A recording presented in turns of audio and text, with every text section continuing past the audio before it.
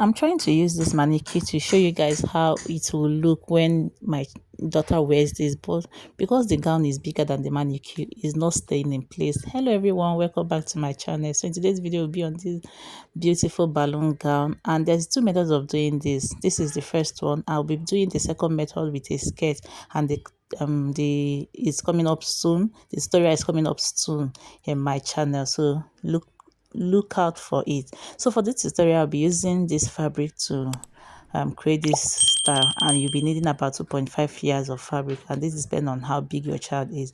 Then I have this fiber. Those that sell fascinator and co is the people that you buy it from. So you need your tape, your scissors, and then your chalk.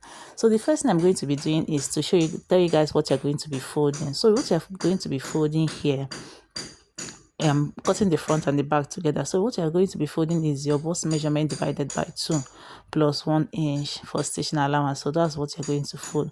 Remember, normally we do divided by 4, but this time we are doing divided by 2. So once you divide it by 2, then you add extra 8 to 10 inches to it, so that we'll be able to slant this as we're going on. I hope you understand this. If you don't understand, please do where to leave a comment, and then I'll clarify everyone. So the next thing we're going to do is to take our measurement, and because this is an off shoulder, I want my off shoulder to be 5 inches, but because this upper part is going to have an elastic, I'm going to go down by 1.5 inches, so that we'll be able to use that part to create a channel for the elastic. So I'll place my tape at that 3.5 inches if I'm not mistaken, and then I'll go ahead and take the length of this gown. I'm sorry for the noise you guys can hear. There is a construction going on beside me. So once I am done marking that, I'm going to add extra like 6 inches to it, because it's going to fold inward on this style. This style is going to fold inward. And just like I mentioned, there is another method of doing this, which I'm going to be creating. It's going to be coming up soon on this channel, but this is just a simpler version of it.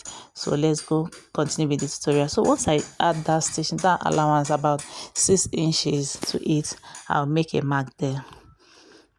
And don't forget to add your stitching allowance to your style. And remember, this stitching allowance should be enough to create an elastic channel for a channel for your elastic.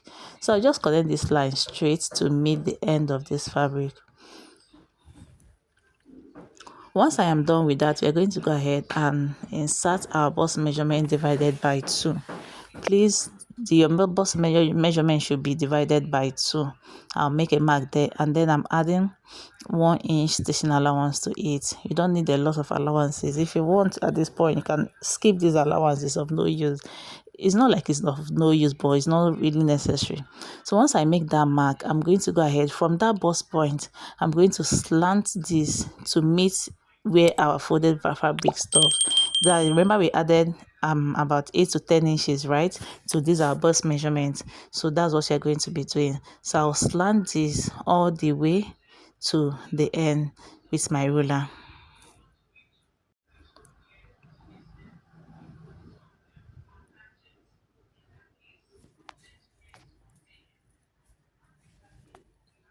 Once again, guys, this is what we have at this point. I remember I am cutting my front and my back bodies together, so that's it basically all. And if you haven't subscribed to this moment, please take 1 minute to hit on the subscribe button, join the family. And to my old subscribers, I say thank you very much for all your support. You guys know I appreciate it, and I love every one of you. Thank you so much. So this is what we have afterwards. I'm going to just open it up this way. At this point, we have front facing front, and then I'll stitch on both sides by 1 inch. Remember, we added just 1 inch, and I'll stitch on this other side by 1 inch as well. So once you're done stitching on both sides, this is what we have. So I just use my sewing machine to do this. That's why it's this way. So the next thing we are going to be doing is to create channel for our elastic. You can see the way I folded 1/2 inch, and then I folded over again, so that by 1 inch, so that I'll be able to pass my elastic.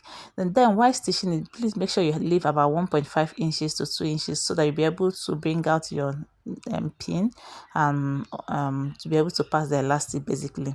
And I'll do the same thing for the lower part of this gown. Remember to leave some allowance to be able, while stitching, to be able to pass the elastic. So guys, for the sleeve part, remember we took out 5 inches for this, but I would advise, instead of cutting 10 inches plus your stitching allowance, I would advise that you cut more than the length of the sleeve or the off shoulder that we did, because by the time you add that fiber into this sleeve, it's going to make it shorter. So I would advise you add about 5 inches extra to it, including your stitching allowance. I hope you get this. And because I am using an Ankara, it's not really stretching. So I'll go ahead and full stitch both sides. I'll stitch both sides and I'll do the same thing for the other side. And what I have for the width is 3 inches. I don't know if I mentioned that. So guys, this is what we have at this point. So I'll go ahead and take my thread. So we'll be working with our hand at this point. So I'll take my thread and then I'll double it so that it's firm enough not to cut off. And then you're going to bring in your fiber. I believe that's what this white thing is called, fiber. So I'll go ahead and use this thread to secure the beginning of this fabric, making sure I leave half inch away so that we'll be able to stitch it down by half of an inch. So I'll go ahead and tie this all around. Once I am done, I'll secure it with a knot. Please make sure you secure this as much as you can so that it doesn't loosen up afterwards.